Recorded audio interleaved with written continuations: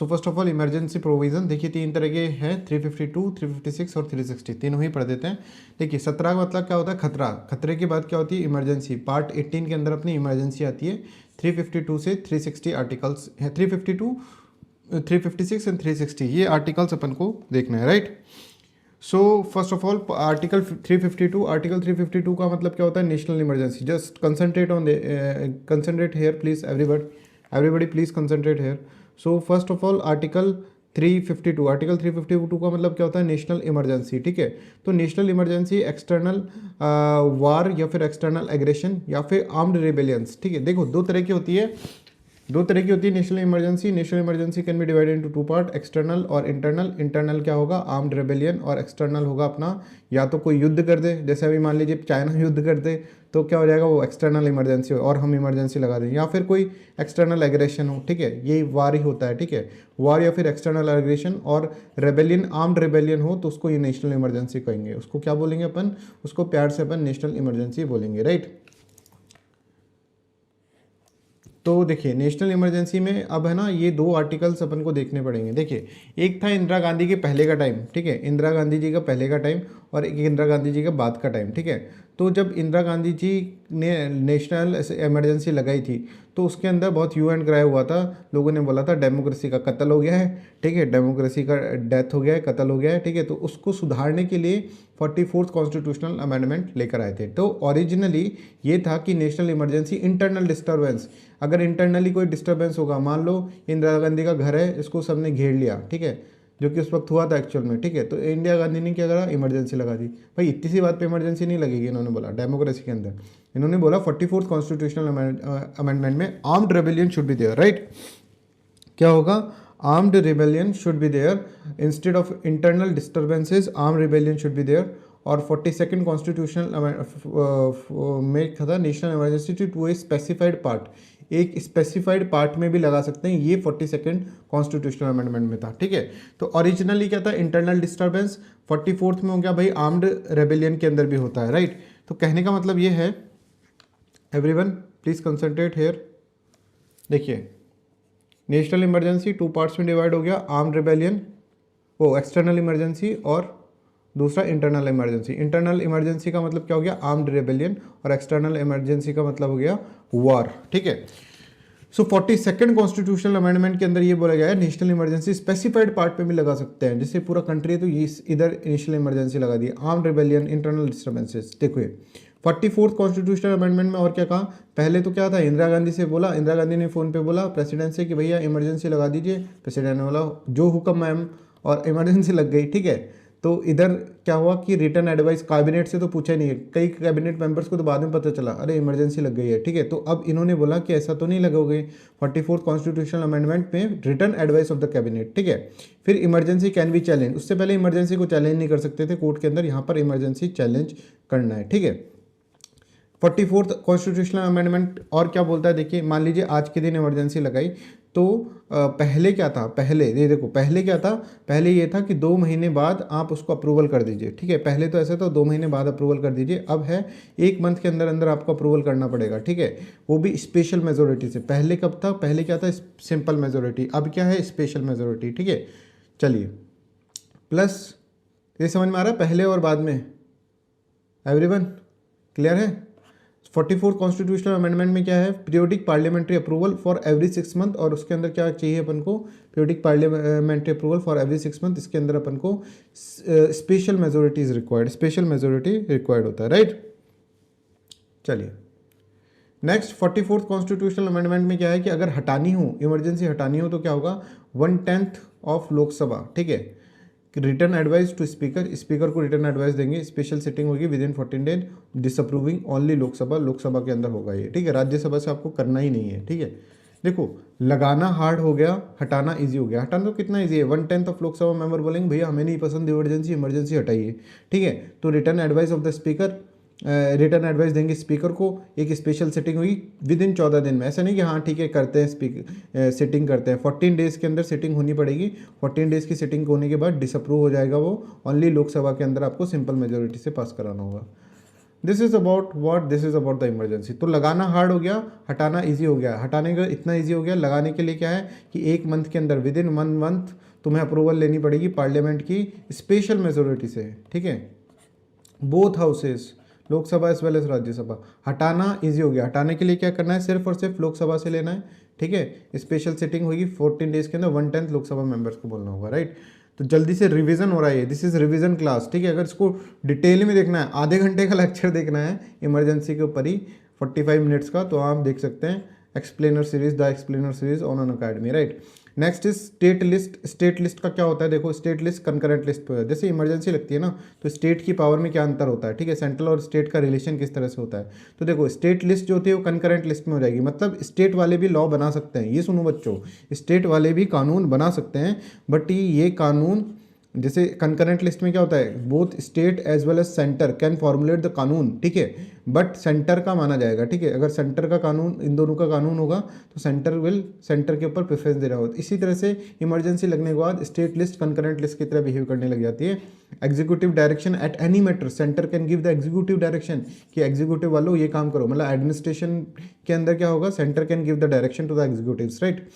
Legislative power of the state legislature not suspended, suspend नहीं होती है, ठीक है। और कांस्टेंट, देखिए लेजिस्लेटिव पावर लॉ तो बना सकती है स्टेट, पर उसी सब्जेक्ट के ऊपर सेंटर भी लॉ बना सकती है, और सेंटर के लॉ को माना जाएगा, मतलब state list will behave as a concurrent list. Clear है सबको, बताते चलें, क्लियर है सबको। तो एग्जाम इज कमिंग, ठीक है। ज़्यादा दिन नहीं बचे बच्चों 15 दिन नहीं बचे हैं, तो 15 डेज़ के हिसाब से किस तरह से मैं आपके लिए बेस्ट कर सकता हूँ, I am doing that one, ठीक है। तो अब ये एक अनाउंसमेंट है आप लोगों के लिए, प्लीज़ अंडरस्टैंड द थिंग, ठीक है। This is very very important announcement. देखिए एक सब्जेक्ट होता है that is known as geography, right. Geography की क्या है, मेरे पास नोट्स, शॉर्ट नोट्स नहीं थे, ठीक है, तो I am preparing that short notes, ठीक है। और उसके अंदर ऑलमोस्ट मैं सब कुछ ही कवर कर लूँगा ज्योग्राफी का, ठीक है। इसके अंदर एनसीईआरटीज़ आ जाएंगी आपकी, ठीक है, जीसी लियोंग आ जाएगी, और क्या चाहिए, ठीक है, ये दोनों आ जाएंगी एनसीईआरटी और जीसी लियोंग, और कंप्लीट ज्योग्राफी, क्लाइमेटोलॉजी, जियोमॉर्फोलॉजी, ये सब चीज़ें हो जाएंगी, ठीक है। सब कुछ मानसून से लेकर अपन अपना लानीना, एलनीना, सब एलनीना, सब इसके अंदर, एलनीनो, सब इसके अंदर कर लेंगे अपन, राइट। तो ये क्लास होगा, इसका मैं सेपरेट ही क्लास लूँगा, बिकॉज इससे पहले ये सब चीज़ें निपटा देते हैं, ठीक है। जो पॉलिटी प्लस हिस्ट्री, ये सब चीज़ें अपन निपटा देंगे इससे पहले, ठीक है। तो I hope this is clear. तो ज्योग्राफी की क्लास अभी नोट्स बन रहे हैं, आधे नोट्स प्रिपेयर्ड हो गए, ठीक है। बिकॉज देखिए अब पूरा पढ़ाने से, तो आपको वैसे पढ़ाने से ट्रेडिशनल वे के अंदर तो कोई मतलब नहीं है, क्योंकि आपने पढ़ ही रखा होगा ज्योग्राफी के अंदर।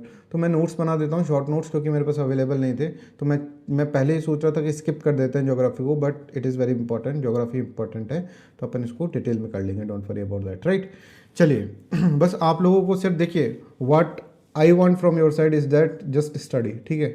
कुछ मत करो, शेयर लाइक कुछ नहीं करना है आपको, ठीक है, कमेंट वमेंट कुछ सब कुछ रहने दो, आप सिर्फ पढ़ो। अभी सिर्फ ये पढ़ने का आपका इंपॉर्टेंट है, ठीक है। ये पढ़ाई कर लोगे, एग्ज़ाम क्लियर कर लोगे, इससे बड़ी गुरु दक्षिणा कुछ नहीं हो सकती। So do concentrate on this one, ठीक है, बस स्टडी पे कंसंट्रेट करो आप, राइट। अभी आपको और कुछ नहीं सोचना है, स्टडी पे कंसंट्रेट करना है, प्लीज़ ट्राई टू अंडरस्टैंड। और इसीलिए आपको क्या कर रहे हैं, हम सिर्फ और सिर्फ पॉइंट्स में बता रहे हैं। अगर और इन नोट्स को, ये नोट्स मैं आपको प्रोवाइड कर देता हूँ, तो इन नोट्स को रिवाइज करना है बच्चों, ठीक है। Revise it as many as time you can, ठीक है, दिस इज द की, है ना। अब देखो तुमको यार शॉर्ट नोट्स तुमको पूरा पढ़ा दिया, देखो एक चीज़ समझो, फिर अपन स्टार्ट करते हैं। I am not wasting your time, just I am telling you that what you have to do, ठीक है, in the next coming days, ठीक है, that is very very important. देखो तुमको इमरजेंसी मैंने एक बार पूरा पढ़ा दिया, 45 मिनट्स के अंदर पूरा पढ़ा दिया था, ठीक है। नेशनल इमरजेंसी 45 मिनट्स, अब तुमको शॉर्ट में पढ़ा रहे हैं, फिर तुमको शॉर्ट नोट्स भी दे रहे हैं, ठीक है। और फिर भी तुम अगर नहीं पढ़ते हो तो फिर तुम्हारी मिस्टेक है, ठीक है, फिर हमारी कोई गलती नहीं है, आप लोगों की गलती है, जस्ट ट्राई टू अंडरस्टैंड, ठीक है। तो यहाँ पर आपको कुछ करना पड़ रहा है, करना नहीं पड़ रहा है, पीपीटी से पढ़ना है, पीपीटी से पढ़ लो, एक बार शॉर्ट नोट्स देख लो। शॉर्ट नोट्स के अंदर इतने शॉर्ट नोट्स में होगा नहीं, ये आपको समझ में नहीं आते, इसलिए मैंने इसको एक्सप्लेन करने का सोचा है, नहीं तो मैं डायरेक्टली देने वाला था, बट मुझे लगा कि इसको एक्सप्लेन करना है। चलिए let's start. State list will convert into the concurrent list, executive direction at any matter, किसी भी मैटर पे, समझ रहे हो, centre can give the executive direction to the state at any matter, legislature power the state legislature not suspended, मतलब state can formulate what, laws, कानून बना सकता है स्टेट, ठीक है। एग्जीक्यूटिव डायरेक्शन मतलब एग्जीक्यूटिव डायरेक्शन का मतलब क्या है कि कोई भी एग्जीक्यूटिव एक्शंस करते हैं, देख जैसे लॉ होता है, एक लॉ होता है मतलब कानून बना, कानून को चलाना होता है, कानून को चलाने वाले के लिए मिनिस्टर थोड़ी ना आएगा नीचे, मिनिस्टर ने तो लॉ बना दिया। अब इसके लिए एग्जीक्यूटिव्स होते हैं, जैसे अपन तो नहीं, ठीक है, आईएएस आप बनने वाले आईएएस, ठीक है, और ऑफिसेज जो होते हैं उसके अंदर जो भी एम्प्लॉयज़ होते हैं वो एग्जीक्यूटिव्स होते हैं, they are executives. So they are doing what, they are executive direction दे सकता है कोई भी सेंटर स्टेट के एम्प्लॉयज़ को कि आपको ऐसा काम करना है, ठीक है। Legislative power of the state legislature not suspended, they can formulate the law, ठीक है, बट कॉन्स्टिट्यूशन यूनिटरी की तरह बिहेव करेगा, they can formulate the law, no doubt about that, but state list is concurrent, ठीक है। Law made become inoperative within 6 month of the within 6 month, जैसे emergency हटी, emergency हट गई, उसके 6 महीने के अंदर अंदर लॉ इन ऑपरेटिव हो जाएंगे, वो जो कानून बनाए गए हैं वो इन ऑपरेटिव हो जाएंगे 6 महीने के लिए, ठीक है, जो भी इमरजेंसी के अंदर कानून बने हैं, right. I hope this is clear to everyone. चलिए next is effect of the life of the, ये कि बियॉन्ड 5 ईयर भी आपके चल सकती है। वैसे पार्लियामेंट क्या है, पार्लियामेंट क्या है 5 ईयर का टाइम होता है, पर इसके अंदर बियॉन्ड 5 ईयर भी चल सकता है इसके अंदर पार्लियामेंट, ठीक है, at the time of emergency.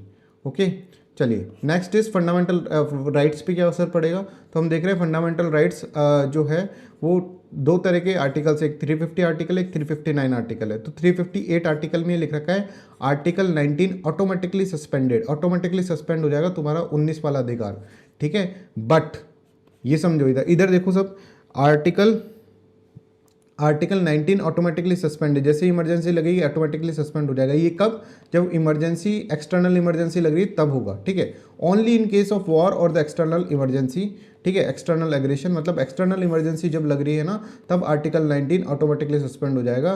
Otherwise क्या होगा, अदरवाइज पूरे देश के अंदर, ठीक है, अदरवाइज आपको क्या करना पड़ेगा, प्रेसिडेंट को ऑर्डर निकाल कर इसको सस्पेंड करने पड़ेंगे। आर्टिकल 19 के बारे में बात करें, freedom of speech and expression से लेकर जो भी 6 अधिकार है इसके अंदर, ठीक है, फ्रीडम ऑफ एक्सप्रेशन के, ठीक है, वो इसके अंदर क्या हो जाएंगे, वो जी तक है, मतलब 7 अधिकार जो हैं वो क्या हो जाएंगे इसके अंदर सस्पेंड हो जाएंगे, ऑटोमेटिकली सस्पेंड हो जाएंगे, ठीक है। अब बाकी के फंडामेंटल राइट्स तो सस्पेंड हो ही गए, बस ये आर्टिकल 19 की बात कर रहे हैं, ठीक है। आर्टिकल 20 और 21 इनएक्ट रहेंगे, इंटैक्ट रहेंगे, ठीक है, ये रहेंगे हमेशा, बाकी सब हट जाएंगे, ठीक है। 359 आर्टिकल बोल रहा है नॉट ऑटोमेटिकली, ठीक है, both external and internal emergency, ये दोनों एक्सटर्नल और इंटरनल इमरजेंसी के अंदर क्या होंगे, बाकी सब हट जाएंगे। 20 और 21 को इनएक्ट रहेंगे, राइट टू लाइफ, ठीक है, और राइट अगेंस्ट डिटेंशन, ठीक है। आर्टिकल 20 और 21 इंटैक्ट रहेंगे, बाकी सब हट जाएंगे, ठीक है, ऑब्वियसली बाकी सब हट जाएंगे और ये रहेंगे। तो आपको ये समझ में आना चाहिए फंडामेंटल राइट्स पे क्या असर होगा, ठीक है, फंडामेंटल राइट्स पे क्या असर होगा ये अपन बता रहे हैं। तो आर्टिकल 358 है इसके लिए और 359 है। तो 358 के अंदर क्या लिख रखा है कि अगर मान लो चाइना ने आक्रमण कर दिया, ठीक है, आक्रमण कर दिया, ठीक है, तो क्या होगा, ऑटोमेटिकली सस्पेंड हो जाएगा आपका आर्टिकल 19, ठीक है, फ्रीडम ऑफ एक्सप्रेशन, ठीक है, ये क्या होगा, ऑटोमेटिकली सस्पेंड हो जाएगा, राइट। और एक्सटर्नल इमरजेंसी के केस में होगा ऑटोमेटिकली सस्पेंड, या फिर प्रेसिडेंट को जैसे इंटरनल इमरजेंसी लगी है, ठीक है, आर्म्ड रेबेलियन के कारण, तो प्रेसिडेंट को करना पड़ेगा, ठीक है। आर्टिकल 20 और 21 इंटैक्ट रहेंगे, बाकी सब हट जाएंगे, ठीक है, both external and internal emergency के अंदर, राइट। तो ये इसके अंदर क्या होगा, ये इसके अंदर आपको बताना है, राइट। ये पूरे देश में लगेगा, ये पार्ट में भी लग सकता है, किसी एक पार्ट में हटा सकते हैं सारे आर्टिकल्स, ठीक है, सारे फंडामेंटल राइट्स, तो किसी पार्ट के अंदर भी हटा सकते हैं, right. I hope this is clear to everyone. चलिए आगे चलते हैं। प्रेसिडेंट रूल, अब ये आ जाता है दूसरा प्रेसिडेंट रूल, मतलब स्टेट वाला, ठीक है। तो देखो देखिए 355 आर्टिकल के अंदर ये लिख रखा है duty of centre that government of every state constitutionally, constitution की तरह कॉन्स्टिट्यूशन को फॉलो करे। देखो प्रेसिडेंशियल रूल पढ़ रहे हैं अपन, 356 आर्टिकल पढ़ रहे हैं इसके अंदर, ठीक है। इसके अंदर 355 आर्टिकल में ये लिख रखा है बच्चों, 355 आर्टिकल में लिख रखा है ये ड्यूटी होता है सेंटर की कि वो स्टेट को देखती रहे कि ये कॉन्स्टिट्यूशनली चल तो रही ना, कॉन्स्टिट्यूशन तो फॉलो कर रही है स्टेट, ठीक है। जैसे अभी सेंटर देख रही है किसको, महाराष्ट्र को, ठीक है, कि वो कॉन्स्टिट्यूशन फॉलो कर रही है कि नहीं कर रही, राइट। तो देखो, तो अब ऐसे बोल रहे हैं ना महाराष्ट्र के अंदर कि प्रेसिडेंट रूल लगा दो, क्यों, क्योंकि कॉन्स्टिट्यूशन फॉलो नहीं हो रहा है। अगर गवर्नर चिट्ठी लिख कर दे देता है सिंपल कि भैया देखो यहाँ पर कॉन्स्टिट्यूशन फॉलो नहीं हो रहा है, फिर बाद में मेरे से मत पूछना, तो क्या हो जाएगा, प्रेसिडेंट वो centre will put the presidential rule on that state, right. तो अब देखो प्रेसिडेंशियल रूल का अपन देखते हैं। एक 356 है, ठीक है, एक 365 है, ठीक है। इसके अंदर अपन देखते हैं तो 356 के अंदर लिख रखा है कॉन्स्टिट्यूशनल प्रोविजन फॉलो नहीं हो रहे। गवर्नर ने अगर ऐसे चिट्ठी लिख के देख दी तो 356 आर्टिकल के अंदर प्रेसिडेंशियल रूल लग जाएगा, ठीक है। एक 365 आर्टिकल भी है कि state fails to comply with administrative direction from the centre, मतलब स्टेट को सेंटर ने कुछ एडमिनिस्ट्रेटिव डायरेक्शन दी और स्टेट ने बोला कि हम नहीं कर रहे हैं, ठीक है, फॉलो नहीं कर रहे हैं एडमिनिस्ट्रेटिव डायरेक्शन को, तो उस वक्त भी इमरजेंसी लगा सकता है सेंटर, बिकॉज हमारा कॉन्स्टिट्यूशन जो है दैट इज़ यूनिटरी, ठीक है, मतलब कॉन्स्टिट्यूशन जो है that is incline toward the unitary constitution, ठीक है, मतलब यूनियन की तरफ ज़्यादा इंक्लाइंड है, ठीक है। ये समझ में आ गया सबको? हाँ, please let me know that this is clear. Give me thumbs up अगर फास्ट नहीं हो रहा है ना बच्चों, बिकॉज आपका रिविजन चल रहा है ये, ठीक है। तो I hope this is clear to everyone. Please give me thumbs up if everything is clear, ठीक है। अब देखो इसके अंदर कैसा होता है, लगती कैसे और हटती कैसे, ये समझ लेते हैं, ठीक है। देखो इसमें जब जब वो मोरारजी देसाई ने चेंज करे थे, 44th कॉन्स्टिट्यूशनल अमेंडमेंट आए थे, तो उसने सिर्फ नेशनल इमरजेंसी को देखकर ही करा था, ठीक है। जो स्टेट इमरजेंसी थी उसके अंदर तो प्रोविजन वैसे ही थे जैसे पहले थे, राइट, ठीक है। चलिए तो फिर देखिए parliamentary approval 2 months by the both house, 2 महीने के अंदर दोनों हाउस के अंदर। पहले उधर क्या था, उधर 1 month था, ठीक है, यहाँ पर 2 month के लिए है, ठीक है। Proclamation survive until 30 days first meeting, ठीक है। पहली meeting proclamation survive until 30 days of the first meeting के 30 days तक प्रोक्लेमेशन सर्वाइव करेगा, ठीक है। 6th month से 3 year तक लग सकती है, ठीक है, ये समझो। 6 month से पहली प्रेसिडेंशियल रूल है, 6 month से 3 years तक लग सकता है ये, ठीक है, ये बिल्कुल याद रखो, ठीक है। इसके अंदर मैक्सिमम 3 months तक और मिनिमम 6 month तक, ठीक है। अब देखिए पहला 6 month तक मतलब है ना, और फिर 3 years तक, राइट। अब देखिए इसके अंदर सिंपल मेजोरिटी फॉर इंट्रोडक्शन के लिए सिंपल मेजोरिटी चाहिए। वहाँ पर क्या चाहिए इंट्रोडक्शन के लिए, जल्दी से बताओ, वहाँ पर क्या चाहिए इंट्रोडक्शन के लिए, जल्दी से बताओ। स्पेशल मेजोरिटी चाहिए बच्चों, ठीक है। नेशनल इमरजेंसी में स्पेशल, क्योंकि देखो वो जो मोरारजी देसाई करे थे 44th कॉन्स्टिट्यूशन, तो उन्होंने देखा इंदिरा गांधी को कंसर्न मतलब देख कर ही करे थे वो, ठीक है, कि इंदिरा गांधी की इमरजेंसी, तो उन्होंने नेशनल इमरजेंसी लगाई थी उस वक्त। तो सारे चेंजेस जो है 44th कॉन्स्टिट्यूशनल अमेंडमेंट के वो नेशनल इमरजेंसी के अंदर ही है, ये प्रेसिडेंशियल रूल के अंदर नहीं है। तो 2 month by the both house, ठीक है। और कैसा मेजोरिटी है, आपका सिंपल मेजोरिटी है, राइट, ठीक है, सिंपल मेजोरिटी से पास कराना है, ठीक है। अच्छा 3 years से ज़्यादा करना है आपको तो नेशनल इमरजेंसी होनी चाहिए, नेशनल इमरजेंसी लगी होनी चाहिए, या फिर इलेक्शन कमीशन आपको बोले कि भाई हाँ आप यहाँ पर अभी इलेक्शन नहीं करा सकते, तो उससे ज़्यादा हो जाएगा, राइट। चलिए अब इसके अंदर क्या होता है, देखो इसके अंदर ये होता है कि dismiss state council of minister dismiss हो जाते हैं या फिर सस्पेंड हो जाते हैं, ठीक है। सस्पेंड या फिर डिसमिस कर सकते हैं। Dissolve only when the parliament approval is given, dissolve नहीं होती कि स्टेट गवर्नमेंट रहेगी वहाँ पर, ठीक है, डिसॉल्व नहीं होगी। डिसॉल्व तभी होगी जब पार्लियामेंट की अप्रूवल होगी, पार्लियामेंट अप्रूवल दे देती है कि भाई डिसॉल्व कर दो, तभी जाकर डिसॉल्व होगी, ठीक है। तो डिसमिस और सस्पेंड कर देते हैं स्टेट काउंसिल ऑफ मिनिस्टर को। स्टेट काउंसिल ऑफ मिनिस्टर रहते तो हैं, वो रहेंगे, एमएलए तो रहेंगे वो, ठीक है, बट उनको क्या है, उनको डिसॉल्व नहीं करा है, डिसमिस या सस्पेंड करते हैं। डिसॉल्व भी कर सकते हैं पर उसके लिए पार्लियामेंट्री अप्रूवल रिक्वायर्ड होती है, ठीक है। तो देखते हैं फिर आगे अपन देखते हैं 360 article, that is financial emergency. Financial emergency में ये पेज पढ़ लो, सब कुछ समझ में आ जाएगा, ठीक है। तो आर्टिकल 360 के अंदर जुडिशियल रिव्यू है, हाँ भाई है जुडिशियल रिव्यू, ठीक है, जुडिशियल रिव्यू कर सकते हैं, ठीक है। पैसे की इमरजेंसी है फाइनेंशियल इमरजेंसी, 2 month में एक बार लगा डाला तो, अच्छा एक बार लगा डाला तो लाइफ जिंगा लाला, ठीक है। तो 2 month में लगाते हैं, एक बार लगा देते हैं और फिर उसके बाद चलती रहती है। इसके बाद इसके लिए रिपीटेड अप्रूवल नहीं चाहिए, इसके लिए बार बार अप्रूवल नहीं चाहिए जैसे और इमरजेंसी के लिए चाहिए होता है, ठीक है। इसके लिए ज़्यादा ये इमरजेंसी नहीं चाहिए। नो मैक्सिमम पीरियड, कोई मैक्सिमम पीरियड नहीं है, अनंत काल तक, जब तक आपका यूनिवर्स रहेगा तब तक लग सकती है ये financial emergency. Repeated approval not required, repeated approval नहीं चाहिए इसके अंदर। क्या क्या करते हैं इसमें देखिए, सबकी सैलरी कटेगी, ठीक है, कोई भी हो, कितना भी बड़ा आदमी हो, प्रेसिडेंट से लेकर सबकी सैलरी कटेगी, राइट, ठीक है। जजेस of supreme court, high court, इनकी भी कटेगी, ठीक है। Any class person serving union, ठीक है। तो ऐसे नहीं है कि हमारी कटेगी, सबकी ही कटेगी सैलरी। और reservation of all money bills, finance bills for reconsideration of president. Reservation के अंदर reservation of all money bills, सारे मनी बिल्स का और फाइनेंशियल बिल का for consideration of president. President की पहली कंसिडरेशन होगी, उसके बाद मनी बिल आएगा, ठीक है, कोई फाइनेंस बिल आएगा। तो ये है आर्टिकल 360। इसके अंदर बस यही आपको याद रखना है। बिल्कुल ये याद रखो 2 मंथ्स का, बच्चों ये बिल्कुल याद रखो 2 मंथ में एक बार लगा देते हैं, उसके बाद अनंत काल तक ये लगी रहेगी, ठीक है। तो please mind this kind of things, right. ये चीज़ें माइंड करो प्लीज़, इसके अंदर ऐसे बहुत सारी चीज़ें आएंगी, ठीक है। तो चलिए अब नेक्स्ट अपन एक क्या काम कर लेते हैं, नेक्स्ट अपन लोअर कोर्ट पढ़ लेते हैं। Just a second, oops,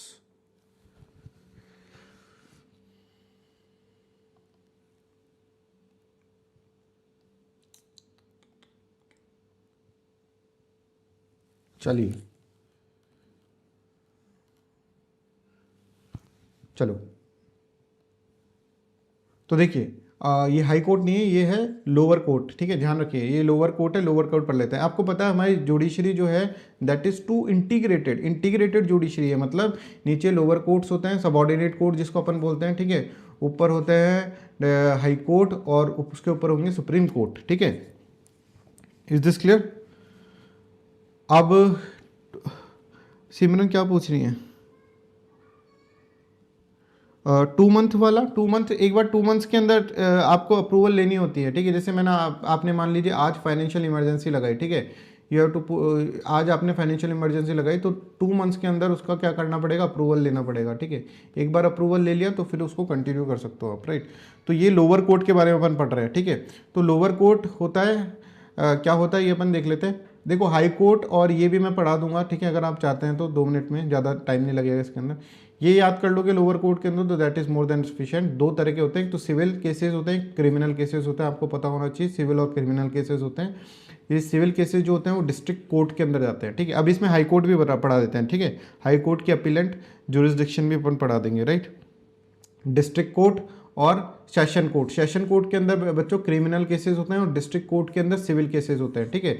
district court के अंदर के ऊपर फिर उसके ऊपर होता है सबऑर्डिनेट कोर्ट और मुंसिफ कोर्ट, ठीक है। यहाँ पर चीफ जुडिशियल मजिस्ट्रेट और जुडिशियल मजिस्ट्रेट कोर्ट, ठीक है। इस तरह के कोर्ट होता है, राइट।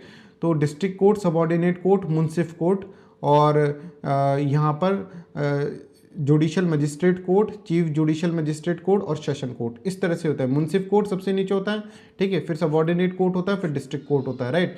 यहाँ पे जुडिशियल मजिस्ट्रेट कोर्ट, फिर चीफ जुडिशियल मजिस्ट्रेट कोर्ट और फिर सेशन कोर्ट। ये क्रिमिनल केसेस के लिए होते हैं और this is for what this is for the civil cases, ठीक है। तो इसके अंदर देखो, अगर हम देखें सिविल की बात करें तो इसके अंदर, ठीक है, ये समझ में आ जाएगा। ये लोअर कोर्ट का हायरार्की है, ओके। देखो अब ये याद रखो, इसके अंदर लक्ष्मीकांत के अंदर यही दे रखा है, वो ज़्यादा नहीं दे रखा। डिस्ट्रिक्ट जज कोर्ट होता है, ठीक है। डिस्ट्रिक्ट जज कोर्ट जो होता है, ठीक है, डिस्ट्रिक्ट कोर्ट की बात कर रहे हैं अपन। ये वाला कोर्ट जो है that is having the maximum power, इसके पास मैक्सिमम पावर है, ठीक है। डिस्ट्रिक्ट कोर्ट के अंदर, सिविल के अंदर, डिस्ट्रिक्ट कोर्ट के अंदर मैक्सिमम पावर है। सब ऑर्डिनेट जज कोर्ट के अंदर अनलिमिटेड पावर है, ठीक है। इसके पास मैक्सिमम पावर, डिस्ट्रिक्ट कोर्ट के पास, सबऑर्डिनेट कोर्ट जज कोर्ट के पास अनलिमिटेड और मुंसिफ कोर्ट के पास लिमिटेड पावर है, ठीक है। लिमिटेड पावर इसके है ना। अब क्या लिमिटेड पावर है, ठीक है, क्या लिमिटेड पावर है, क्या मैक्सिमम पावर है, ये आपको नहीं देखना है। सिर्फ आपको ये रखना है डिस्ट्रिक्ट जज कोर्ट के ऊपर के पास मैक्सिमम पावर होता है, इसके पास अनलिमिटेड पावर होती है, इसके पास लिमिटेड पावर होती है, ठीक है। सबसे नीचे है ना मुंसिफ कोर्ट, ठीक है। फिर इसके ऊपर सबऑर्डिनेट कोर्ट, फिर इसके ऊपर डिस्ट्रिक्ट कोर्ट। ये है लोअर कोर्ट की हायरार्की, ठीक है। लोअर कोर्ट के अंदर जो हायरार्की चलती है ये है। ये क्रिमिनल लोअर कोर्ट के अंदर क्रिमिनल केसेस के ऊपर जो होती है judicial magistrate, chief judicial magistrate और अपना सेशन कोर्ट, राइट। क्लियर है? देखिए, और सेशन कोर्ट के अंदर ये देखते हैं कि सेशन कोर्ट क्या होता है, कैपिटल पनिशमेंट भी दे सकता है, ठीक है। सेशन कोर्ट कैपिटल पनिशमेंट भी दे सकता है। चीफ जुडिशियल मजिस्ट्रेट वाला 7 ईयर का इम्प्रिजनमेंट दे सकता है और जुडिशियल मजिस्ट्रेट वाला 3 ईयर का दे रखता है। बस बच्चों इतना ही याद करना होता है और कुछ नहीं पूछेंगे इसके अंदर ज़्यादा आपसे। जुडिशियल मजिस्ट्रेट के अंदर, जुडिशियल मजिस्ट्रेट कोर्ट के अंदर 3 years, chief judicial magistrate 7 year और सेशन कोर्ट के अंदर कैपिटल पनिशमेंट भी दे सकता है, मतलब फांसी पे लटका सकता है सेशन कोर्ट वाला, राइट। फिर उसके ऊपर अपील कर सकते हैं आप, ठीक है, हाई कोर्ट के अंदर, फिर हाई कोर्ट से सुप्रीम कोर्ट के अंदर। हर केस के हाई कोर्ट के ऊपर अपील नहीं कर सकते, पहली बात, ठीक है। दूसरी बात, हाई कोर्ट से सुप्रीम कोर्ट हर केस नहीं जाएगा। इसके ऊपर बहुत सारे पॉइंट्स हैं जो मैं आपको बता दूंगा, ठीक है, आज ही बता देंगे अगर टाइम मिला तो, राइट। चलो, इज दिस क्लियर? यहाँ तक क्लियर है? Please let me no this is clear और नॉट। अब नेक्स्ट इज SHRC, पर पहले NHRC कर लेते हैं अपन, नेशनल ह्यूमन राइट्स कमीशन, ठीक है, जल्दी से कर लेते हैं। देखिए, नेशनल ह्यूमन राइट कमीशन में अभी अमेंडमेंट भी आए हैं, ये ध्यान रखो। अभी अगर तुम पढ़ के चल जाओगे पॉलिटी की बुक से तो गलती कर दोगे बच्चों, ठीक है। तो ये एक स्टैट्यूटरी बॉडी है, ह्यूमन राइट एक्ट के अंदर आया है, NHRC बनाया है, ठीक है, 1993 के अंदर आया है। मेंबर इसके कौन है? मेंबर देखो इसके अंदर लिख रखा है retired chief justice of India. Amendment सुनो, अभी सुन लो, 2019 का करंट अफेयर है ये, ठीक है। इसके अंदर एक चीफ जस्टिस ऑफ इंडिया के अलावा रिटायर्ड सुप्रीम कोर्ट जज भी हो सकता है। पहले ये नहीं था, ठीक है, लक्ष्मीकांत में ये नहीं दे रखा है, just try to understand, Laxmikanth में ये नहीं दे रखा, ठीक है। मेरे ये नोट्स पुराने इसलिए मैंने इसके अंदर नहीं लिख रखा, तो अपडेटेड आपको बता रहे हैं क्लास के अंदर, चीफ जस्टिस ऑफ इंडिया और रिटायर्ड सुप्रीम कोर्ट जज। Is this clear to everyone? तो जो बच्चे ना सिर्फ वो पढ़ेंगे, नोट्स पढ़ेंगे, उनके लिए खतरा हो सकता है इन नोट्स में, बिकॉज ये पुराने नोट्स है, जस्ट ट्राई टू अंडरस्टैंड, ठीक है। I am not advising you to do directly notes, ठीक है, डायरेक्टली नोट्स रीडिंग करने का मैं आपको एडवाइस नहीं दे रहा हूँ। तो एग्जाम के बाद मेरे ऊपर मत आना कि सर आपने बताया, आपने गलत नोट्स पढ़ा दिए, ठीक है। तो ये समझो, ये ह्यूमन राइट्स एक्ट के अंदर चेयरमैन कौन हो सकता है? Chief justice of India. अभी लक्ष्मीकांत उठा के देखो, ये चीज़ नहीं है उसके अंदर, रिटायर्ड सुप्रीम कोर्ट जज नहीं है। अभी अगर तुम कोई बुकलेट उठाओगे करंट अफेयर्स की तो उसमें मिल जाएगा, ठीक है। सुप्रीम कोर्ट का जज हो सकता है, और इसके मेंबर क्या हो सकते हैं? सुप्रीम कोर्ट का जज, एक chief justice of high court और 2 एमिनेंट पर्सनल +1, एक और हो गया है, 3 हो गया अब ये, ठीक है। और 1 कौन है? विमेन, एक विमेन होना चाहिए इसके अंदर से। तो ये इसके अंदर चेंजेस है, please concentrate on this one, right. Tenure भी चेंज हो गया, 70 5 था पहले टेन्योर, अब हो गया 70 73, ठीक है। तो प्रेसिडेंट अपॉइंट करता है, ठीक है। 4 एक्स ऑफिसो मेंबर, इनमें भी चेंज हो गया। यहाँ पे national commission for child, national commission for SC ST और नेशनल माइनॉरिटी कमीशन। इसके अलावा जो बाकी जो कमीशन है ना, सारे आ गया। नेशनल वीमेन कमीशन भी आ गया, सॉरी वीमेन कमीशन तो पहले से था। नेशनल कमीशन फॉर चाइल्ड आ गया, ठीक है। National commission for other backward classes आ गया। National commission for physically weaker section of society, ये sorry physically disabled section of society, ठीक है। फिजिकल डिसेबल्ड के लिए भी PWD जो होता है, नेशनल कमीशन फॉर PWD, ये भी इसके एक्स ऑफिसर मेंबर होंगे। बिल्कुल याद रखो ये सब चीज़ें, ठीक है। इसको लिख लो एक बार, इसको लिख लो एक जगह, क्या क्या चेंजेस है मैं आपको बताता हूँ, पहले और बाद में, बिफोर और आफ्टर। ये इधर देखो, ठीक है। पहले यहाँ पे सिर्फ CGI था, चेयरमैन की देखें तो सिर्फ CGI था। अब यहाँ पर रिटायर्ड सुप्रीम कोर्ट जज भी हो जाएगा, ठीक है। क्या बोले? रिटायर्ड सुप्रीम कोर्ट जज और या फिर CGI, ठीक है। दूसरा देखो, मेंबर्स के अंदर SC का सुप्रीम कोर्ट का जज होना चाहिए, ठीक है। Chief justice of high court होना चाहिए। 2 एमिनेंट पर्सनैलिटी के दिए गए 3 एमिनेंट पर्सनैलिटी, जिसके अंदर एक जो होगा एक विमेन होगी। तो कितने हो गए? 1 2 3 4 5 मेंबर्स तो वैसे हो गए। और एक्स ऑफिसो मेंबर के अंदर देखोगे तो national women commission, SC ST minority है। इसके अलावा कौन कौन है? इसके अलावा OBC भी है और नेशनल कमीशन फॉर चाइल्ड और नेशनल कमीशन फॉर PWD, ठीक है। टेन्योर भी चेंज हो गया, 70:3 हो गया है, ठीक है। ये समझ लेना बिल्कुल। चलो, क्लियर है बच्चों? ये कर लिया ये, तो आगे बढ़े। Please let me know that this is clear, ठीक है। चलो, तो ये 75 दिख रहा है ना, 73 हो गया है। ये पुरानी बातें हैं, ये गए जमाने इसके, ठीक है। 73 हो गए 3 साल के लिए, राइट। और इनका पहले ऐसा था, पहले एक और चीज़ में चेंज हुआ है कि 5 साल बाद ही ये किसी और पोस्ट को ज्वाइन कर सकते थे। अब इनका ये हटा दिया, रीअपॉइंटमेंट, अगले साल से ही रीअपॉइंटमेंट हो जाएगा। ये समझ गए? ये भी एक चीज़ के अंदर चेंज है, ठीक है। Please let me know that this is clear. SHRC में सिर्फ SHRC के अंदर वो कर दो, 70:3 कर दो। SHRC में भी 60:5 था, तो 70:3 हो जाएगा, ठीक है। 5:70 था, ठीक है, ये समझ रहे हो ना, इतना तो समझ गए होंगे। 7 ये टेन्योर है, ठीक है, 70 ईयर और 3 years which ever is earlier, ठीक है। लेटेस्ट बुक में भी नहीं है भाई अम्बरीश, लेटेस्ट बुक में भी नहीं है, प्लीज ट्राई टू अंडरस्टैंड। अरे ये सही कर लो भाई, ठीक है, गलत कर रहे हो कि पढ़ के जो गलत होता है फिर उस पर बहुत गुस्सा आता है, ठीक है। एक बार कमेटी भी देख लेना, कमेटी में चेंज है क्या, अभी मैं इसको बताता हूँ। Leader of opposition of both houses, ठीक है, प्राइम मिनिस्टर, स्पीकर, ठीक है, लोकसभा का speaker, deputy chairman of Rajya Sabha. देखो यहाँ पे चेयरमैन नहीं आ रहा है, ये बिल्कुल ध्यान रखो, यहाँ चेयरमैन नहीं आ रहे, बिकॉज चेयरमैन वाइस प्रेसिडेंट है, उनकी अलग ही क्या है, अलग ही स्टेटस है, बोले मैं नहीं जा रहा इसके अंदर, ठीक है, नेशनल ह्यूमन राइट कमीशन के अंदर। तो डिप्टी चेयरमैन ऑफ राज्यसभा और होम मिनिस्टर, एक बार चेक कर लीजिएगा कहीं इसमें भी चेंज हो गया हो, ठीक है। सिटिंग जज of chief justice of India, CGI से कंसल्ट करके, ठीक है, सीजीआई से कंसल्ट, सिटिंग जज ऑफ चीफ जस्टिस भी हो सकता है इसके अंदर, ठीक है, ठीक है। आगे चलते हैं, चलो।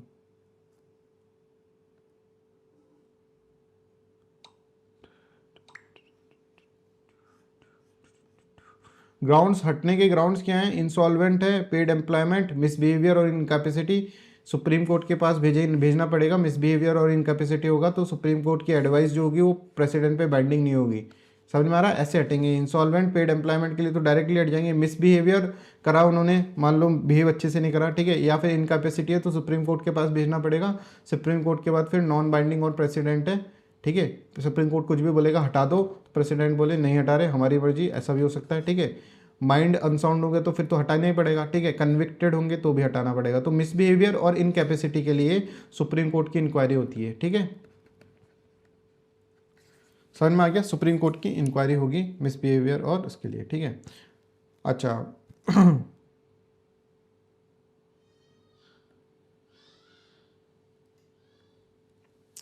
चलिए, सैलरी और अलाउंस जो होते हैं वो सेंट्रल गवर्नमेंट, ठीक है, violation of human right, suo motu भी ले सकता है ये, ठीक है। और ये एक इंपॉर्टेंट चीज़ है बच्चों, ये हमेशा आप भूल जाओगे, कभी भी देखोगे भी नहीं, लेस देन 1 ईयर भी होगा इसके अंदर, ठीक है, लेस देन 1 ईयर, मतलब आपका जो एक्सप्लॉयटेशन हुआ है, ठीक है, आपके राइट्स का ह्यूमन राइट एक्सप्लॉयटेशन हुआ है वो कम से कम मतलब 1 साल से, अगर मान लो 2 साल हो गए उस बात को, ठीक है, तो ये नहीं लेगा एनएचआरसी मना कर देगा, बोलेगा भैया मेरे को लेस देन 1 ईयर ही चाहिए, ठीक है। तो प्लीज़ ट्राई टू कंसंट्रेट, ठीक है। कुछ चेंजेस हैं लक्ष्मीकांत में, बहुत सारे चेंजेस हैं, don't go directly with Laxmikanth, it can be detrimental for your examination, ठीक है। चलिए, कोर्ट में कोर्ट की तरह बिहेव कर सकता है, जेल और डिटेंशन सेंटर में जाकर ये देख सकता है कि भाई कैसा है, ह्यूमन राइट्स का वायलेशन तो नहीं हो रहा है, ठीक है। एनजीओ को भी बोल सकता है। ओनली सिविल कोर्ट पावर, सिर्फ सिविल कोर्ट की पावर होती है, can take the help of any investigating agency of any investigation, ठीक है, हेल्प ले सकता है इन्वेस्टिगेशन के लिए, राइट। इनका खुद का कुछ नहीं होता इन्वेस्टिगेशन करने का, राइट।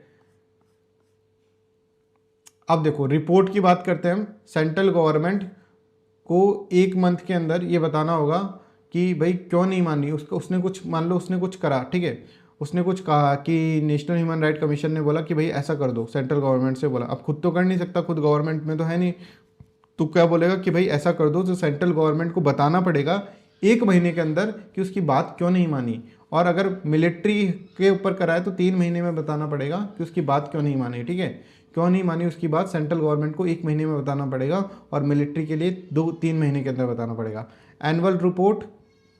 एनुअल रिपोर्ट किसको देता है, सेंट्रल गवर्नमेंट को देता है, और स्टेट गवर्नमेंट को भी दे सकता है, ठीक है, along with the action taken, ठीक है, सेंट्रल गवर्नमेंट। और पनिशमेंट, ये पता नहीं पनिशमेंट क्या है, ठीक है, पनिशमेंट तो नहीं दे सकता वो, इसके अंदर ये लिखा हुआ वो पनिशमेंट नहीं दे सकता। तो एनुअल रिपोर्ट का समझ में आ गया, सेंट्रल गवर्नमेंट और स्टेट गवर्नमेंट को। तो is this clear. National human right commission हमेशा न्यूज़ में रहता है बच्चों, तो एक बार वापस देख लेना इसको, नोट्स, ये वाले नोट्स में से मत देखना, ठीक है, रिवाइज करते वक्त, ओके, बिकॉज सब कुछ चेंज हो चुका है। चलिए, समझ में आ गया सबको। Please give me thumbs up if everything is clear.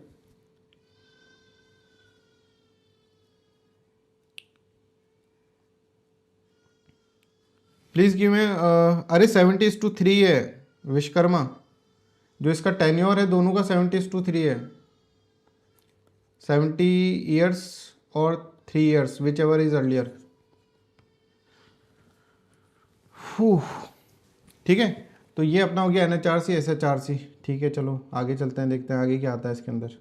Actually मुझे भी नहीं पता नेक्स्ट क्या आता है।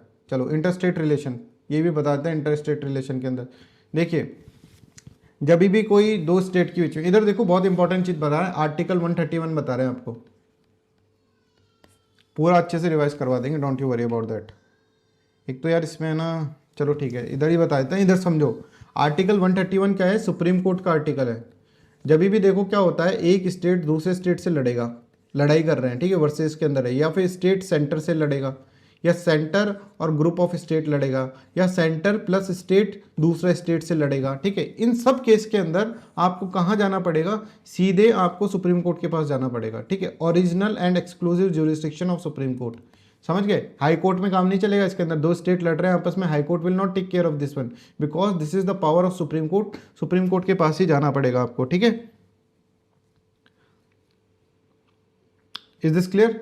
सुप्रीम कोर्ट के पास जा, इधर देखो अब जल्दी से 131 आर्टिकल की बात कर रहे हैं हम, सुप्रीम कोर्ट के 131 आर्टिकल की बात कर रहे हैं। कभी भी स्टेट स्टेट की लड़ाई होती है, स्टेट सेंटर की लड़ाई होती है, सेंटर प्लस स्टेट और दूसरे स्टेट की लड़ाई होती है, तो सुप्रीम कोर्ट के पास ही जाना होगा।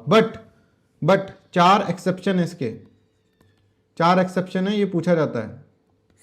ठीक है, एक कोई प्री कॉन्स्टिट्यूशनल ट्रीटी के ऊपर झगड़ा हुआ है, प्री कॉन्स्टिट्यूशनल ट्रीटी के ऊपर झगड़ा हुआ है, तब सुप्रीम कोर्ट बोलेगा भैया हमारे पास मत आओ। ठीक है, सुप्रीम कोर्ट ओरिजिनली नहीं जा सकते आप। या फिर इंटर स्टेट वाटर डिस्प्यूट है, तो सुप्रीम कोर्ट बोलेगा हमारे पास नहीं आ सकते, क्योंकि आर्टिकल 262, जल्दी से देखो इधर, आर्टिकल 262 क्लॉज 1 के अंदर लिख रखा है कि जब भी इंटर स्टेट वाटर डिस्प्यूट होगा तो parliament will take the, parliament ही करेगी उसके अंदर, parliament will form the law कि इंटर स्टेट वाटर डिस्प्यूट को किस तरह से सॉल्व करना चाहिए। ठीक है, ये समझ गए? तो देखो प्री कॉन्स्टिट्यूशनल ट्रीटी होगी तो सुप्रीम कोर्ट 131 आर्टिकल के अंदर नहीं लेगा इनको। ठीक है, मान लो दो स्टेट आपस में लड़ रहे हैं प्री कॉन्स्टिट्यूशनल ट्रीटी के ऊपर, तो सुप्रीम कोर्ट उसके आगे हाथ जोड़ देगा कि भैया हमसे ना हो पाएगा। ठीक है, सेकंड, अगर मान लीजिए इंटर स्टेट वाटर डिस्प्यूट है, जो कि अपन पढ़ेंगे अभी चलकर, तो भी सुप्रीम कोर्ट हाथ जोड़ देगा कि हमसे नहीं हो पाएगा। ठीक है, थर्ड, कोई कमर्शियल नेचर का डिस्प्यूट है,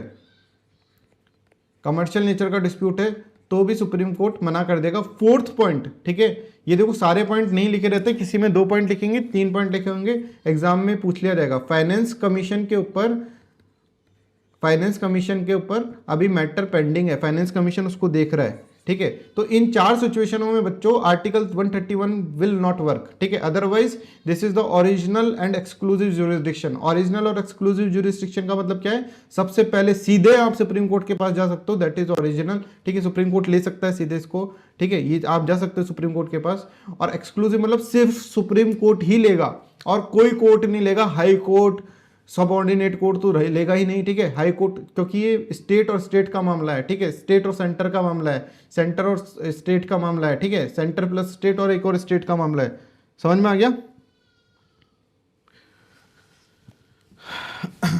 जल्दी से बता दो यार, समझ में आ गया तो आगे बढ़ते हैं। इसको नोट भी कर लो आप लोग जल्दी से। ये सुप्रीम कोर्ट का 131 आर्टिकल है, इसमें सुप्रीम कोर्ट और हाई कोर्ट भी अपन ऐसे डिस्कस करते करते पढ़ लेंगे। Can anybody tell me? Can anybody tell me what is the article? Article 136. What is the article 136? Can anybody tell me in the class?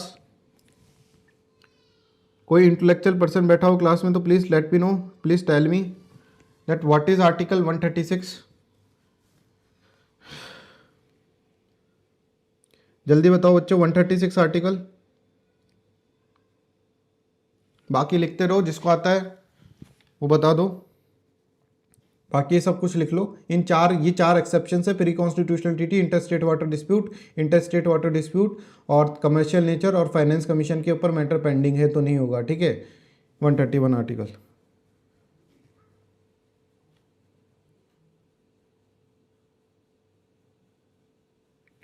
One 136 article बताएगा कोई?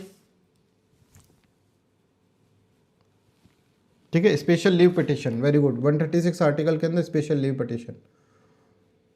चलो, और 133 आर्टिकल, 133 आर्टिकल बताओ। हाँ, स्पेशल लीव पिटिशन में supreme court का क्या होता है, सुप्रीम कोर्ट का वो होता है, डिस्क्रिशन होता है। जल्दी से बताओ 133 आर्टिकल,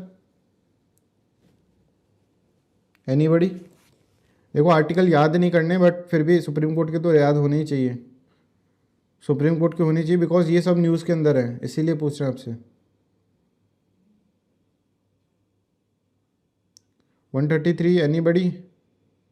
किसी को नहीं पता? 50 स्टूडेंट्स आर वाचिंग, किसी को नहीं पता 133 क्या है? अपीलेंट ज्यूरिसडिक्शन, अपीलेंट ज्यूरिसडिक्शन है, वेरी गुड। सिविल के लिए है कि क्रिमिनल के लिए है, जल्दी से बताओ, सिविल और क्रिमिनल, जल्दी बताओ, फिर आगे बढ़ेंगे अपन यार। Interstate water dispute is very very important.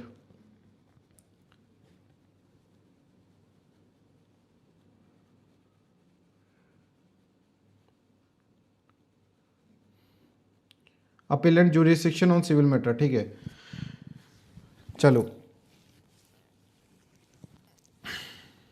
चलिए आगे अपन चलते हैं इसके अंदर। अभी ये सब मैं आपको बता दूंगा अभी, है ना, आगे चलकर इसके आ जाएंगे कोई, तो मैं आपको इसके अंदर बता दूंगा, राइट। देखो इंटरस्टेट, अब देखो आर्टिकल 262 के अंदर ऐसे लिख रखा है बच्चों, इधर देखो 262 के अंदर ऐसा लिख रखा है कि कभी भी इंटर वाटर डिस्प्यूट हो किसी स्टेट्स के बीच में, दो स्टेट्स के बीच में, दो स्टेट्स के बीच में होगा इंटर वाटर डिस्प्यूट, तो ठीक है, सेंटर और स्टेट के बीच में तो होगा नहीं।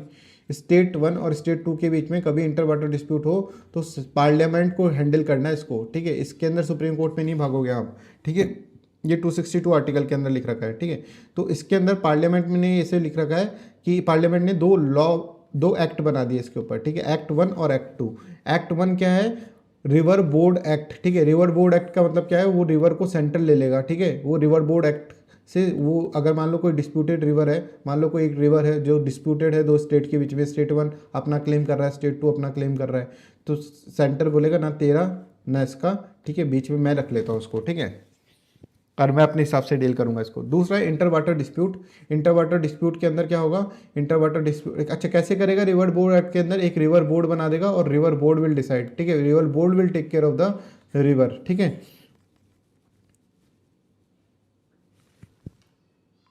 चलिए चलिए अब अपन क्वेश्चनिंग नहीं करेंगे, अब जल्दी जल्दी से पढ़ते रहते हैं, आपका टाइम ज़्यादा वेस्ट नहीं करना है मुझे, ज़्यादा से ज़्यादा आपको इसमें पढ़ाना है, ठीक है। अब रिवर बोर्ड एक्ट हो गया और इंटरस्टेट वाटर डिस्प्यूट हो गया, तो ये समझो रिवर बोर्ड एक्ट के अंदर तो एक रिवर बोर्ड बनेगा, ठीक है। तो सेंट्रल गवर्नमेंट बनाएगी उसको रिवर बोर्ड को, और स्टेट्स रिक्वेस्ट करेगी तब जाकर बन जाएगा रिवर बोर्ड। अभी तक ऐसा कोई भी रिवर बोर्ड नहीं बना है, आज तक कभी भी कोई रिवर बोर्ड नहीं बना है। इंटरस्टेट वाटर डिस्प्यूट के अंदर क्या होता है, इस एक्ट के अंदर क्या होगा, ट्रिब्यूनल्स बनेगी, ट्रिब्यूनल्स बनी हुई हैं, ठीक है, बहुत सारी ट्रिब्यूनल्स, जैसे कावेरी वाटर ट्रिब्यूनल, ठीक है, बहुत सारी ट्रिब्यूनल्स बनी है इसके ऊपर इंटरस्टेट वाटर ट्रिब्यूनल एक्ट के अंदर, ठीक है।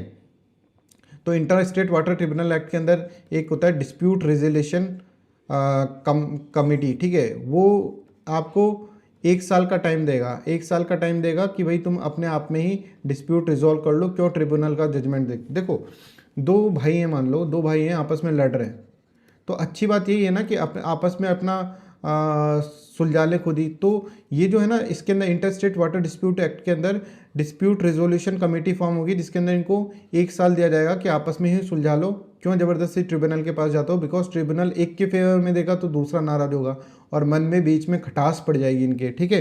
तो ये ऐसे बोलते हैं कि भाई तुम क्या करो, तुम अपना क्या करो कि अपना 1 साल के अंदर समझा लो अपने आप को, तो डिस्प्यूट रिड्रेसल कमेटी बनती है एक, ठीक है। और 1 साल में नहीं होता तो उसके अंदर 6 मंथ का एक्सटेंडेड पीरियड भी होता है, ठीक है। जैसे मान लो दो हस्बैंड वाइफ लड़ लिए, तो डिवोर्स से पहले क्या होगा, डिवोर्स से पहले उनको समझा रहे हैं कि देखो अभी डिवोर्स लेने से पहले क्या कर लो, 1.5 ईयर का टाइम ले लो, ठीक है। तो यहाँ पर भी 1 ईयर का टाइम है, 6 मंथ का एक्सटेंडेबल टाइम होता है, ठीक है। तो this is known as what, inter water dispute. अच्छा इसमें भी नहीं माने तो फिर ट्रिब्यूनल फॉर्म होगी और ट्रिब्यूनल अपना जजमेंट सुनाएगी, ठीक है। तो उस जजमेंट के हिसाब से आपको करना होगा, right. I hope this is clear to everyone. Interstate water dispute is clear और river board act is clear. ये दोनों किसके ऊपर बने, आर्टिकल 262 ऑफ इंडियन कॉन्स्टिट्यूशन, ठीक है। चलिए देखते हैं नेक्स्ट क्या आता है। इंटरस्टेट वाटर डिस्प्यूट के एक्ट के अंदर ट्रिब्यूनल्स बन रही है, राइट। अब है इंटरस्टेट काउंसिल। इंटरस्टेट काउंसिल क्या होता है ये समझते हैं अपन। देखो 131 अभी मैंने आपको बताया था, original and exclusive jurisdiction but not binding, ठीक है। ये ओरिजिनल और एक्सक्लूसिव जुरिसडिक्शन होता है किसके ऊपर, किसका, सुप्रीम कोर्ट का, ठीक है। ऐसे ही लिख रखा है ये इसको कंसिडर मत करो। ये 263 आर्टिकल से इंटर स्टेट काउंसिल बनती है। देखो क्या होता है, दो स्टेट्स के अंदर, क्योंकि फेडरलिज्म को हमको रखना है अपने साथ साथ सब स्टेट्स को रखना है, तो दो स्टेट्स आपस में लड़ लेती हैं तो उनको समझाने के लिए इंटर स्टेट काउंसिल होती है। ये परमानेंट नहीं होती पर ये कॉन्स्टिट्यूशनल है, और ऐसी कोई भी नहीं है जो कि कॉन्स्टिट्यूशनल हो, ये एकमात्र ऐसी है जो कॉन्स्टिट्यूशनल है, इंटर स्टेट। नीति आयोग देखेंगे, नीति आयोग भी एक प्लेटफॉर्म है, पर NITI Aayog is just executive body, right. तो एक्ट से भी नहीं बना नीति आयोग। तो इंटर स्टेट काउंसिल समझ में आ रहा है, इंटर स्टेट काउंसिल दो स्टेट्स के बीच में झगड़ा है, तो इसके अंदर ये होगा, ठीक है। अब इसके अंदर देखो कौन होगा, पीएम चेयरमैन होगा, सीएम ऑफ ऑल स्टेट, ठीक है। अब आप बोलोगे सर सीएम के होंगे, अरे भाई सारे स्टेट्स के होंगे सीएम, तभी तो जाकर ये एक प्लेटफॉर्म बनेगा। इस प्लेटफॉर्म पर क्या होगा, इस प्लेटफॉर्म के ऊपर सेंटर और स्टेट सब आपस में बात करेंगे, ठीक है। कोई इसमें पूछा जाएगा भाई तुमको कोई परेशानी है, किसी एक स्टेट को दूसरे स्टेट से परेशानी है, तो यहाँ पर एक तरह से क्या हो रहा है, कॉन्सिलेटरी मैकेनिज्म हो रहा है, मीडिएशन हो रहा है, ठीक है, इस तरह से, राइट। नेक्स्ट इज 263 है, हाँ जोनल काउंसिल भी है, ठीक है, zonal council, but that is not constitutional, this is the one who is constitutional, right. 263 article के अंदर क्या है, ये कॉन्स्टिट्यूशनल है, राइट। चलिए इसके अंदर कौन कौन है ये समझ लो। इसकी एक स्टैंडिंग कमेटी भी होती है, स्टैंडिंग कमेटी के भी बताते हैं। देखो यहाँ पर समझो प्राइम मिनिस्टर चेयरमैन है, ठीक है, chief minister of all state इसके मेंबर्स है, chief minister of union territory, administrative of union territory, chief minister of union territory जिसके अंदर लेजिस्लेटिव असेंबली है, जैसे दिल्ली हो गया, पुडुचेरी हो गया, ठीक है, पौंडीचेरी हो गया, right. Administrators of union territory, ठीक है, यूनियन टेरिटरी के एडमिनिस्ट्रेटर, और गवर्नर ऑफ द स्टेट्स, ठीक है, जिसके अंदर क्या है, जिसके अंदर प्रेसिडेंट रूल लग रहा है, ओके।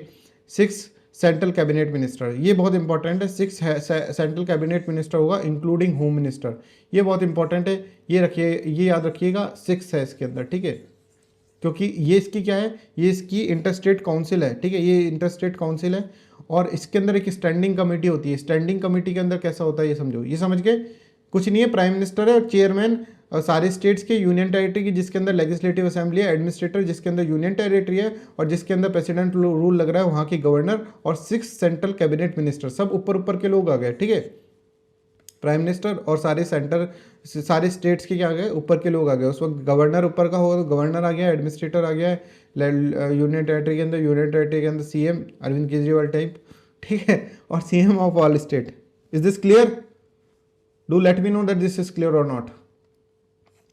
फिर इसके अंदर स्टैंडिंग कमेटी है, स्टैंडिंग कमेटी में भाई ये चेयरमैन होंगे अपने अमित शाह, ठीक है, अमित शाह जी, ठीक है, आजकल ये वर्ड बहुत फेमस कर रखा है, ठीक है। तो स्टैंडिंग कमेटी है, union home minister, 5 cabinet minister है और 9 चीफ मिनिस्टर हैं, ये बिल्कुल याद रखो, 5 + 9, ठीक है, इस तरह से, राइट।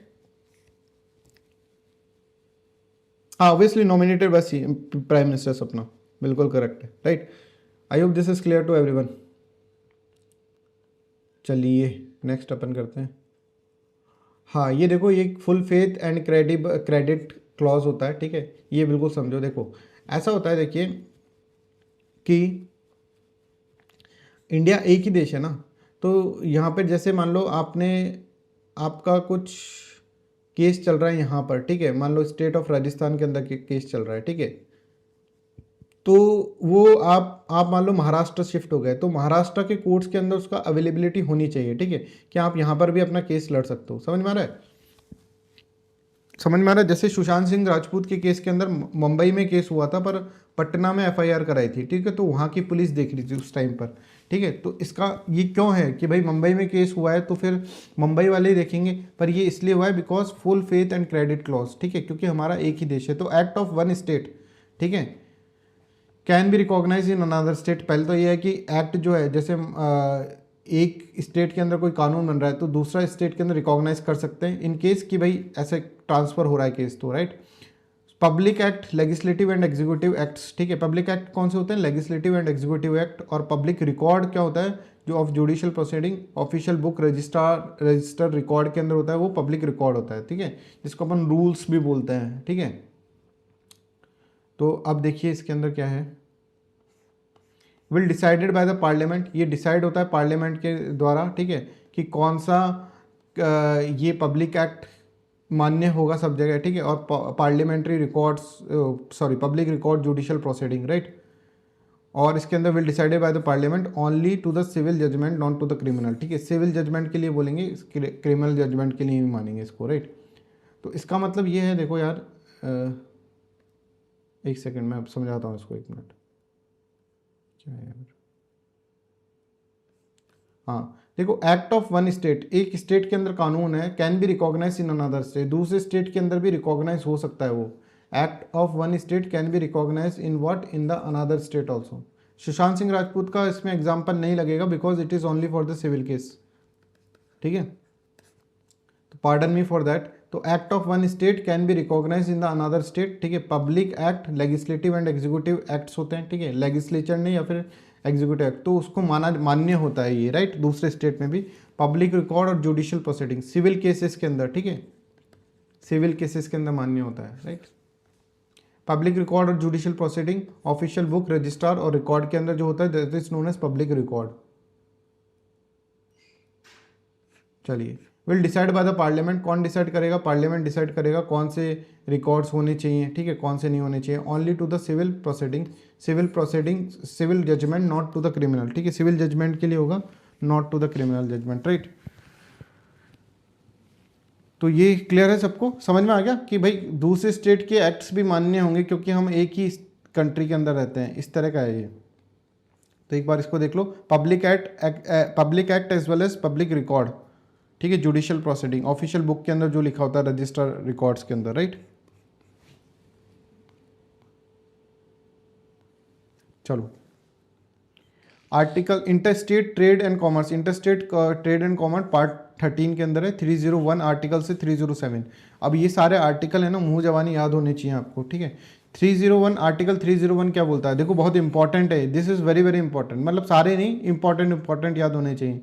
आर्टिकल 301 बोल रहा है कि free trade irrespective of border, कि पूरे स्टेट है, भारत एक ही है तो फ्री ट्रेड होना चाहिए। महाराष्ट्र से इधर जा रहा है तो बीच में कोई वो नहीं लगाओगे आप, टैक्स वैक्स नहीं लगाओगे, ये बोल रहा है आर्टिकल 301, ठीक है। आर्टिकल 301 बोल रहा है कि जैसे बीच में ऑक्ट्राई टैक्स या फिर एक स्टेट से दूसरे स्टेट में जाते हैं तो कुछ टैक्स लगता है, तो वैसे कोई टैक्स नहीं लगेगा, free trade irrespective of border, ये 301 ने बोला है कॉन्स्टिट्यूशन के आर्टिकल 301। फिर भी लगता है ना ऑक्ट्राई टैक्स, तो फिर वो क्या है, अब आगे अपन आगे वाले आर्टिकल पढ़ रहे हैं, ये समझ में आ रहा है। तो 301 में एब्सोल्युटली ऐसे बोल रखा है कि free trade irrespective of the borders, but आगे वाले आर्टिकल्स के अंदर समझा रखा है कि देखो ऐसा एब्सोल्यूट नहीं है ये चीज़, ठीक है। 302 से 305 तक आर्टिकल आपको समझा रहे हैं, ठीक है। ये समझो, parliament can impose restriction on the freedom of trade, commerce and intercourse. Parliament by law can impose restrictions impose कर सकते हैं। बच्चों समझ में आ रहा है, ये 302 आर्टिकल है। 301 के अंदर है कोई रेस्ट्रिक्शन इम्पोज नहीं होगा, 302 के अंदर बोल रहा है पार्लियामेंट कर सकती है, ठीक है। Second, legislatures can enact bill but with in prior sanction from the parliament. Legislatures जो है, स्टेट लेजिस्लेटिव असेंबली है ना, लेजिस्लेटिव असेंबली, जैसे राजस्थान की लेजिस्लेटिव असेंबली है वो लगा सकती है, बट यहाँ पर देखो prior recommendation, prior sanction from the president, पहले प्रेसिडेंट से परमिशन लेनी पड़ेगी कि सर हम इंटर स्टेट वाला कर रहे हैं, इंटर स्टेट के अंदर हमारा सामान एक दूसरे स्टेट में जाता है तो हम उसके ऊपर कुछ रूल्स एंड रेगुलेशंस फॉर्म करना चाहते हैं, फ्री नहीं रखना चाहते, रूल्स एंड रेगुलेशन फॉर्म करना चाहते हैं, तो प्रायर सैंक्शन लेना पड़ेगा किससे, प्रेसिडेंट से। Is this clear? हाँ, फ्री ट्रेड, हाँ बिल्कुल याद है आप लोगों को, थैंक्स, मुझे लग रहा है मेरी मेहनत काम आ रही है। कृष्णा तिवारी को याद है, अपन ने पढ़ा था ना फ्री ट्रेड, जो कहाँ से लिया है वो अपन ने हैप्पी फ्राइडे सीरीज के अंदर पढ़ा था, right. Next is legislature, state legislature can impose tax also.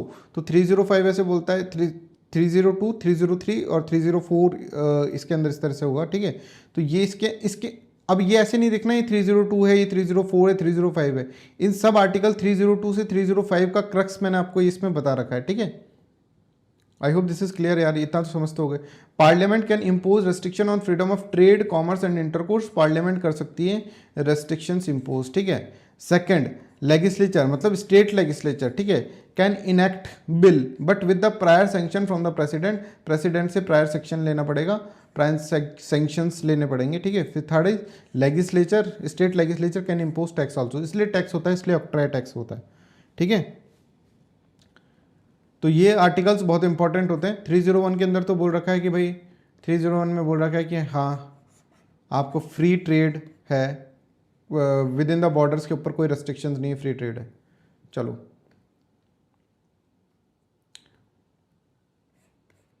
ये देखो, ये जोनल काउंसिल, जोनल काउंसिल जैसे अपन अभी बात कर रहे थे, जोनल काउंसिल के अंदर zonal councils are statutory bodies, ठीक है, जोन्स, ठीक है, जैसे जोन्स के ऊपर होता है, जोन्स बना रखे हैं कंट्री के अंदर, ठीक। जोनल काउंसिल आर क्या, what, zonal council are statutory body, SRC act से आ रही है ये, ठीक है। कौन सी स्टैट्यूटरी बॉडी है, तो state reorganisation act 1956 I think, ठीक है, यहाँ से आ रही है। 5 जोन के अंदर कंट्री डिवाइडेड है, ठीक है, north zone, south zone, east zone, west zone और एक सेंट्रल जोन भी है, ठीक है।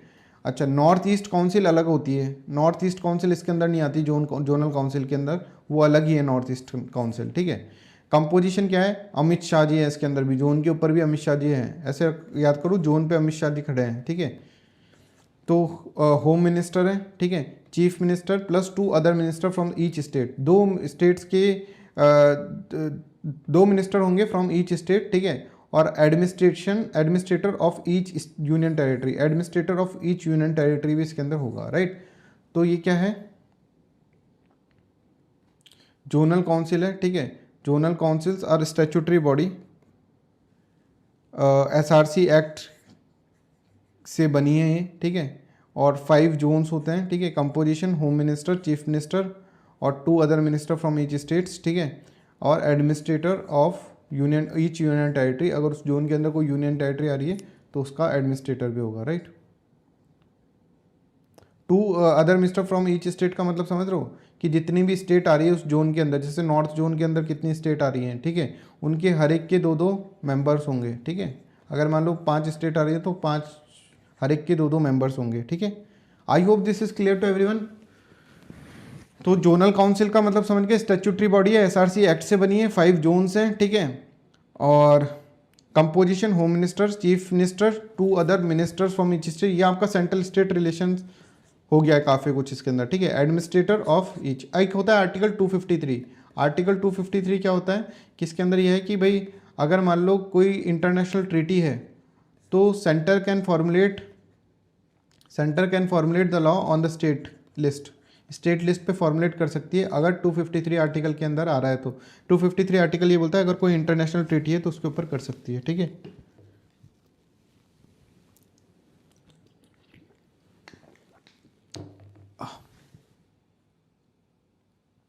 I hope this is clear to everyone, है ना। चलो अब ये याद रख लो एक बार, नॉर्थ ईस्टर्न काउंसिल, हाँ नॉर्थ ईस्टर्न काउंसिल के अंदर 7 नॉर्थ ईस्टर्न काउंसिल अलग अलग से बनी हुई है, राइट।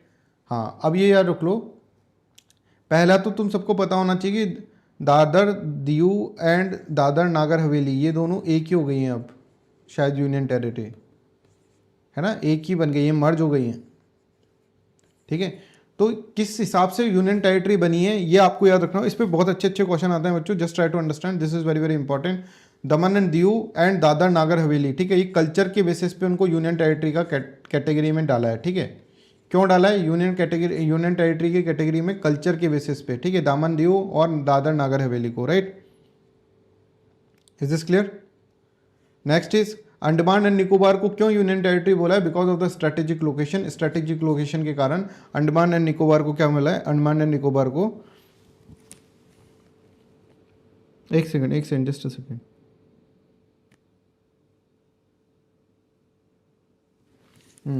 अंडमान एंड निकोबार को स्ट्रेटेजिक लोकेशन बोला गया है, ठीक है। स्ट्रेटेजिक लोकेशन के कारण इसको यूनियन टेरिटरी का स्टेटस दिया गया है। पुडुचेरी को क्या, लीगल रीजन के कारण, ट्रीटी के कारण, ठीक है। फ्रांस क्या बोल रहा हूँ मैं, पुडुचेरी, ठीक है, इसके अंदर क्या था यार वो नाम ही भूल गया मैं, पुर्तगाल, ठीक है, पोर्तुगल, ठीक है। तो उसके कारण पुडुचेरी, तो ये ट्रीटी के कारण, लीगल रीजन के कारण ये पुडुचेरी को दिया गया, राइट। चंडीगढ़ पंजाब और हरियाणा, ठीक है, ये दोनों, हाँ चंडीगढ़ के ऊपर इन दोनों की लड़ाई है, पंजाब और हरियाणा की, कि पंजाब रखेगा कि हरियाणा रखेगा इसको। तो इनको बोल दिया कोई नहीं रखेगा, यूनियन टेरिटरी बन गया है, ठीक है। Lakshadweep because of the strategic location. तो आपसे पूछा जाएगा कि अंडमान और निकोबार क्यों है, बिकॉज ऑफ द कल्चर। तो आप लोग कल्चर लगाकर आ सकते हैं, इसलिए मैंने ये बताया कि स्ट्रेटेजिक लोकेशन के कारण, कल्चर के कारण दादर नागर हवेली, ठीक है, और दमन दीव ये हैं, ठीक है, जो कि एक मर्ज हो गए हैं अभी। करेक्ट है ना बच्चों, ये समझ में आ रहा है ना क्या मैं बोलना चाह रहा हूँ? देखो थोड़ा सा फास्ट पढ़ा रहा हूँ, बट मुझे बता देना अगर आपको समझ में नहीं आ रहा होगा, तो हम इसको देख लेंगे। राइट, समझ में आ गया? चलो next is this one, first constitutional amendment act से क्या क्या हुआ था ये देख लो। ये पूछा जाता है एग्जाम के अंदर, सारा एक साथ लिख दिया मैंने, ठीक है, खोज कर। तुम बस पढ़ लो इसको और अच्छे से करके आ जाओ exam. That is the only thing, ठीक है, I want from your side. बच्चों बिल्कुल देखो, ये थोड़ा सा, ये मैंने अपना जो भी ज्ञान है, ठीक है, जो भी मैंने मेहनत करी थी, ठीक है, 5-6 सालों के अंदर, ठीक है, वो सारा मैंने आपको दिया है, ठीक है, अभी जितना भी हो पा रहा है दे रहा है, ठीक है। और जो नहीं है, जो मतलब इधर उधर खो गया है मेरा, मैं उसको वापस से रिकलेक्ट करने की कोशिश कर रहा हूँ, ठीक है, खुद नोट्स बना रहा हूँ ये आपके लिए, ठीक है। तो ये कम से कम इसका आप रेस्पेक्ट कर लेना प्लीज़, ठीक है, और do revision as much as possible, ठीक है। लद्दाख को भी स्ट्रेटेजिक रीजन के कारण, अभी 8 हो गए ना, तो Ladakh for obviously for strategic reasons, ठीक है। तो फर्स्ट कॉन्स्टिट्यूशनल अमेंडमेंट एक्ट के अंदर क्या है, special provisions for socio economic के लिए स्पेशल प्रोविजन है, ठीक है, सोशो इकोनॉमिक राइट्स के लिए, ठीक है। आपको पता है ना क्या लड़ाई थी, फंडामेंटल राइट्स और डीपीएसपी के बीच में लड़ाई हो रही थी, ठीक है। तो फर्स्ट कॉन्स्टिट्यूशनल अमेंडमेंट के अंदर 9th शेड्यूल डाला था, पब्लिक ऑर्डर, फ्रेंडली रिलेशन और इंसाइटमेंट ऑफ वायलेंस, ठीक है। ये किसके अंदर डाला था, ये इंसाइटमेंट ऑफ वायलेंस, ये किसी के अंदर किस में डालता, कोर्ट की डिफेमेशन में डालता, क्या डाला था एक,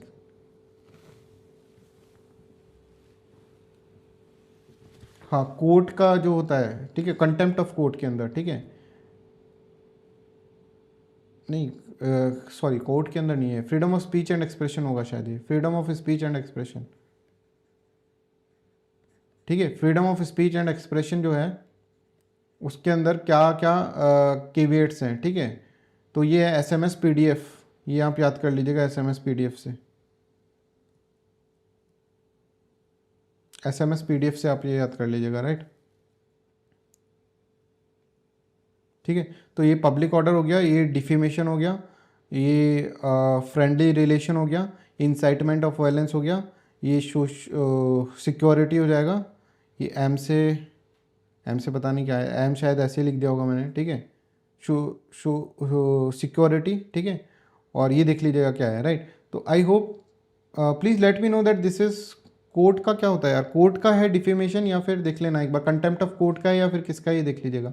आई थिंक ये स्पीच एंड एक्सप्रेशन का है। तो इसके अंदर जो पब्लिक ऑर्डर, फ्रेंडली रिलेशन और इंसाइटमेंट ऑफ ऑफेंस जो है, that has been included with the first constitutional amendment, first amendment से हुआ था ये, ठीक है। State trading and nationalisation not violate right to trade, first constitutional amendment में ये चीज़ भी आई थी कि स्टेट ट्रेडिंग एंड नेशनलाइजेशन करने से ये राइट टू ट्रेड नहीं होता। नेशनलाइजेशन समझ लो जैसे बैंक्स का नेशनलाइजेशन करा था, राइट।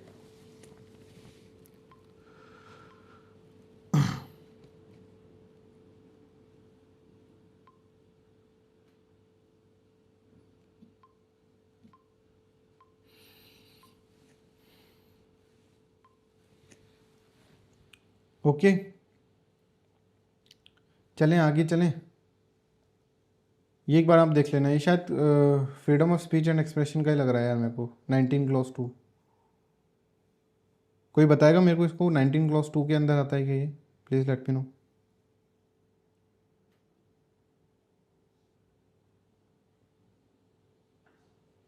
चलिए, हाँ उसके अंदर कंटेम्प्ट ऑफ कोर्ट भी आता है, राइट। हाँ M for morality, very good. ये 2 S क्या, एक तो सिक्योरिटी हो जाएगा, एक S से क्या होगा, चलिए देख लेना आप इसको। चलो आगे देखते हैं इसके अंदर।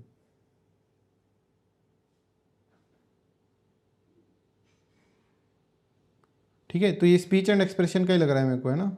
19 के अंदर जो रेस्ट्रिक्शन है, आर्टिकल 19 के अंदर जो रेस्ट्रिक्शन है वो ये है। आर्टिकल 25 में जो रेस्ट्रिक्शन है दैट इज़ व्हाट, आर्टिकल 25 के अंदर रेस्ट्रिक्शन बताओ मेरे को क्या है। Public order, health and morality, ठीक है, दिस इज़ द आर्टिकल 25 की रेस्ट्रिक्शन। ओके, चलो आगे चलते हैं। CVC, सेंट्रल विजिलेंस कमीशन, समझ लो क्या होता है सेंट्रल विजिलेंस कमीशन। तो एग्जीक्यूटिव रेजोल्यूशन से संतनाम कमेटी के अंदर बना था, फिर ये स्टैट्यूटरी बॉडी बन गया था आगे जाके 2004 के अंदर या 2001 के अंदर स्टैट्यूटरी बॉडी बन जाएगा ये, राइट। पहले एग्जीक्यूटिव रेजोल्यूशन से था, संतनाम कमेटी के अंदर एग्जीक्यूटिव रेजोल्यूशन से बना था, फिर स्टैट्यूटरी बॉडी से ये बन जाएगा, राइट। एनुअल रिपोर्ट किसको देते हैं? एनुअल रिपोर्ट प्रेसिडेंट को देते हैं यहाँ पर। ओके, नेक्स्ट इज एक चेयरमैन होते हैं, 2 मेंबर होते हैं, 65 और 4 ईयर का होता है इनका। और प्रेसिडेंट हाँ, ये जो होता है कमेटी फॉर्म, प्रेसिडेंट रिमूव करते हैं इनको, प्रेसिडेंट अपॉइंट करते हैं और इस कमेटी से इनके मेंबर होते हैं। तो एक प्राइम मिनिस्टर है, leader of opposition plus home minister, ठीक है। और CIC के अंदर क्या होता है समझो, CIC के अंदर prime minister, leader of opposition और कोई भी cabinet minister appointed by the prime minister, ठीक है। तो CIC और CVC के अंदर ये डिफरेंस है, ठीक है। एनुअल रिपोर्ट प्रेसिडेंट को देते हैं, annual report. President can remove misbehaviour और इनकैपेसिटी के ऊपर प्रेसिडेंट रिमूव कर सकते हैं इनको, ठीक है। CVC हो गया ये आपका, देखिए CVC के अंदर ये बता रहे हैं president can remove misbehaviour plus incapacity. और सुप्रीम कोर्ट की इंक्वायरी होती है इसके ऊपर, नॉट बाइंडिंग। सुप्रीम कोर्ट की इंक्वायरी नॉट बाइंडिंग है CVC के ऊपर, ठीक है। Salary allowance of CVC charge on the consolidated fund of India, ठीक है। कंसोलिडेटेड फंड ऑफ इंडिया के ऊपर चार्ज होता है ये। और सैलरी ऑफ यूपीएससी की सैलरी के इक्वल होता है। तो salary of CVC is equals to salary of UPSC, ठीक है। कंसोलिडेटेड फंड ऑफ इंडिया पे चार्ज होता है, ठीक है। तो I hope this is clear.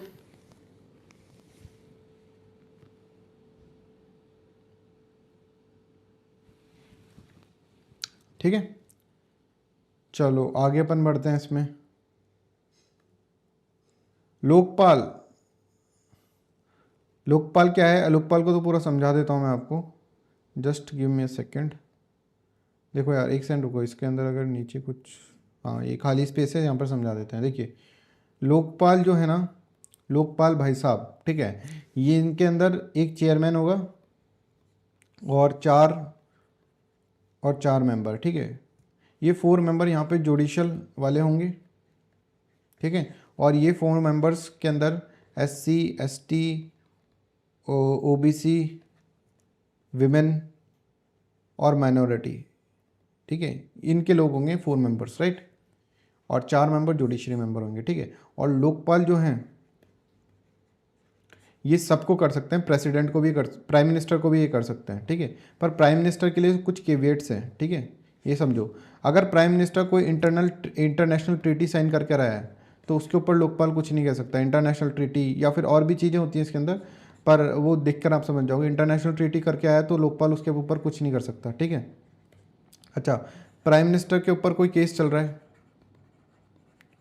ठीक है, और प्राइम मिनिस्टर का वो केस के अंदर प्राइम मिनिस्टर को कुछ भी नहीं मिला उस केस के अंदर, तो कोई भी जो चीज़ें होंगी उसको डिस्क्लोज़ नहीं किया जाएगा कि किस बात पे केस था, क्यों था, क्या क्या इन्वेस्टिगेशन होती है, उसको डिस्क्लोज़ नहीं किया जाएगा, ठीक है, लोकपाल के द्वारा। समझ गया कि लोकपाल ये हो गया जुडिशल, ये इसका अपॉइंटमेंट है, राइट। और जो CBI है उसको बोल सकता है काम करने के लिए, CVC को भी काम करने के लिए बोल सकता है, कौन? लोकपाल। अच्छा, CBI, मान लो CBI काम कर रही है लोकपाल के लिए, ठीक है, ये याद रखो, CBI काम कर रही है लोकपाल के लिए। और मान लो A पर्सन है, कोई A ऑफिसर है CBI का, he is working for the Lokpal. Lokpal ने बोला है भाई इस चीज़ को इन्वेस्टिगेट करके बताओ मेरे को, ठीक है। इधर देखो सब, इस चीज़ को इन्वेस्टिगेट करके बताओ। और अगले दिन इसका ट्रांसफ़र हो गया, तो ऐसा नहीं हो सकता भाई। ट्रांसफ़र होगा ना इसका, A का, अगर A इसका काम कर रहा है, किसका, लोकपाल का काम कर रहा है, तो उसका ट्रांसफ़र भी लोकपाल की प्रायर परमिशन के बिना नहीं हो सकता, ठीक है। ये बिल्कुल ध्यान रखिएगा। ऐसे रूल्स रेगुलेशन नहीं बनाए ना तो वैसी हालत हो जाए जैसे महाराष्ट्र के अंदर है, ठीक है, समझ रहे हैं। तो ये देखिए,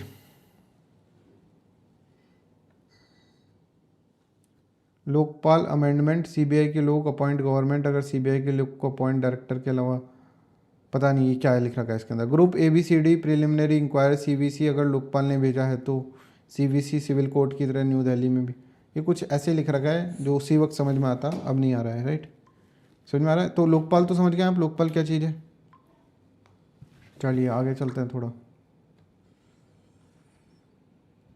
हाँ ये देख लो एक बार, ये शंकरी प्रसाद और ये सारे केस। देखो शंकरी प्रसाद केस के अंदर क्या था, एक टसल है किसके बीच में, कि गवर्नमेंट के बीच में और जुडिशरी के बीच में ऐसे टसल है। तो जुडिशरी के बीच में ये है, ये सारे केस उस टसल से रिलेटेड, केशवनंद भारती, गोलकनाथ, केशवबंद सॉरी शंकरी प्रसाद, गोलकनाथ, केशवनंद भारती, और ये जो है मिनर्वा मिल केस और वमन राव केस, ठीक है, ये सब इसके अंदर है, राइट। ये सारे इसी टसल के ऊपर बेस्ड है। कौन सी टसल है, देखते हैं नीचे स्पेस एक सेकंड को, कौन सी टसल है ये अपन समझ लेते हैं। देखो यहाँ समझते हैं क्या टसल है। ये समझो कि ये तो आपको पता ही होगा ना यार कि इंदिरा गांधी के टाइम पे इंदिरा गांधी क्या चलती थी, पूरा कंसंट्रेशन ऑफ पावर चाहती थी, ठीक है। तो वो कहती थी कि भाई फंडामेंटल राइट्स, क्या सब कुछ कॉन्स्टिट्यूशन बदल सकते हो क्या, पूरा कॉन्स्टिट्यूशन आर्टिकल 368 के अंदर अमेंड हो सकता है कि नहीं हो सकता। केशवनंद मतलब ये स्टार्टिंग से चल रहा था, ठीक है।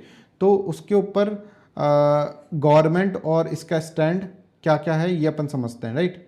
गवर्नमेंट मतलब ये था कि भाई अमेंडमेंट के नाम पर पूरा कॉन्स्टिट्यूशन अमेंडमेंट कर सकते हो क्या आप, ठीक है।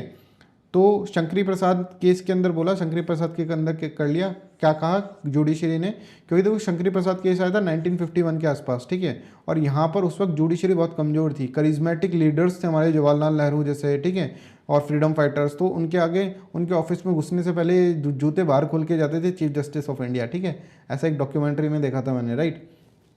तो शंकरी प्रसाद केस के अंदर ये समझो अमेंडमेंट कर सकते हो, पूरा कॉन्स्टिट्यूशनल अमेंडमेंट कर सकते हो। शंकरी प्रसाद केस के अंदर किसने बोला, आपके जो जुडिशरी ने बोला कि पूरा अमेंडमेंट कर लो साहब, आपको क्या है जो करना है वो करो, ठीक है।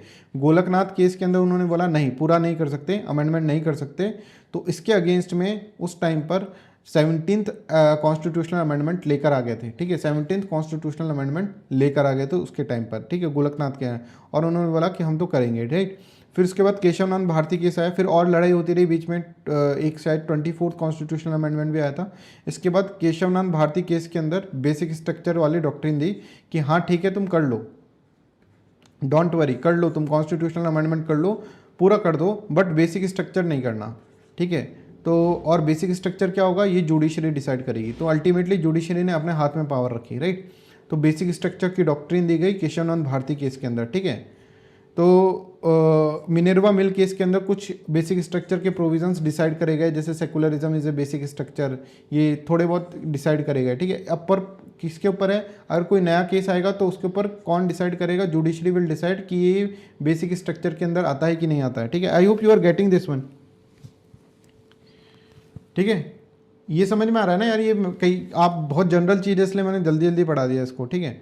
तो इसका मतलब ये है कि मिनरवाल मिल केस के अंदर कुछ डिफाइन करा गया था बेसिक स्ट्रक्चर की, ये चीज़ें बेसिक स्ट्रक्चर है, बट अल्टीमेटली अथॉरिटी किसके पास है, वो पहले क्या बोलेगी पार्लियामेंट को कि तुम बना लो, तुमसे जैसा हो लॉ बना लो, फिर बाद में मैं इसको देखूंगी कि ये judiciary will say that in the and I will see it, एक बार पूरा प्रेसिडेंट से पास करवा लो, पूरा बिल विल अपना एक्ट बना लो, उसके बाद मैं देखूंगी कि ये बेसिक स्ट्रक्चर को वायलेट कर रहा है कि नहीं कर रहा। अगर बेसिक स्ट्रक्चर को वायलेट करेगा तो इसको नल एंड वॉइड कर दिया जाएगा। तो वमन राव के अंदर क्या है, बेसिक स्ट्रक्चर डॉक्ट्रिन आफ्टर 27/4/1973, ठीक है, 9th शेड्यूल के लिए बोल रखे हैं कि बेसिक, हाँ इसने बोला था वमन राव ने कि बेसिक स्ट्रक्चर 9th शेड्यूल के लिए नहीं है, बेसिक स्ट्रक्चर डॉक्ट्रिन आफ्टर 27 अप्रैल 1973 ये फॉलो होगा, राइट। ये वमन राव केस के अंदर था, मतलब पहले के जो केसेस हैं उसको नहीं देखा जाएगा, 27 अप्रैल 1973 के बाद का होगा। तो ये सब आपको याद रखना होगा, ये सब बेसिक स्ट्रक्चर से रिलेटेड ही है। बेसिक स्ट्रक्चर को, हाँ समझ में आ रहा है। चलिए नेक्स्ट अपन आगे इसके अंदर देखते हैं और क्या लिख रखा है इसमें। हाँ भाई ये देख लो, इस सिल्क के, ये कोई पूछ ले तुमसे क्या है, ईरी, तसर, फगारा, कौन, मूगा, मूगा सिल्क, ठीक है, और मलबरी सिल्क, ठीक है, ये सिल्क के टाइप हैं, ठीक है। अच्छा प्रेम्बल पार्ट है कि नहीं है कॉन्स्टिट्यूशन का, तो इसके अंदर बोला गया था केबीसी के अंदर कि प्रेम्बल पार्ट है, एलआईसी में बोला गया था प्रेम्बल पार्ट है, ठीक है। ये इसके अंदर बोला गया था, इन दो केस के अंदर बोला गया था कि preamble is a part of the constitution, constitution का पार्ट है।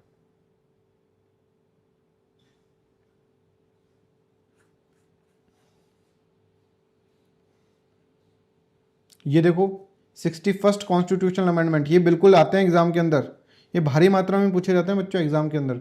Just please concentrate on this one. अभी मैं आपको डीपीएस पे भी पढ़ा दूंगा, डीपीएस में भी मैं आपको एक पेज पढ़ाऊंगा, बस उसको ही रिवाइज करके चल जाना, इतना ज़्यादा टाइम अब बचा नहीं है, अब समय निकल चुका है, ठीक है। तो वो पेज ही आप पढ़कर चल जाना, बस वही हो जाएगा आपका, ठीक है। इधर देखिए 61st कॉन्स्टिट्यूशनल अमेंडमेंट एक्ट, इससे 18 साल की उम्र को 21 ईयर कर दिया था, ठीक है। 21 से 18 कर दिया था आर्टिकल 326 के अंदर, ठीक है। ये क्या है, वोटिंग एज, शादी की उम्र नहीं है, ठीक है, वोटिंग एज है, ठीक है। तो वोटिंग एज क्या है, 21 से कर दिया था 18, राइट, 61st कॉन्स्टिट्यूशनल अमेंडमेंट से। 43B और आर्टिकल 19 के अंदर 97th कॉन्स्टिट्यूशनल अमेंडमेंट से कोऑपरेटिव वर्ड्स ऐड करा गया था। ये बिल्कुल याद रखो, ये बिल्कुल बहुत पूछे जाते हैं, ऐसे ही नहीं बोल रहे हैं।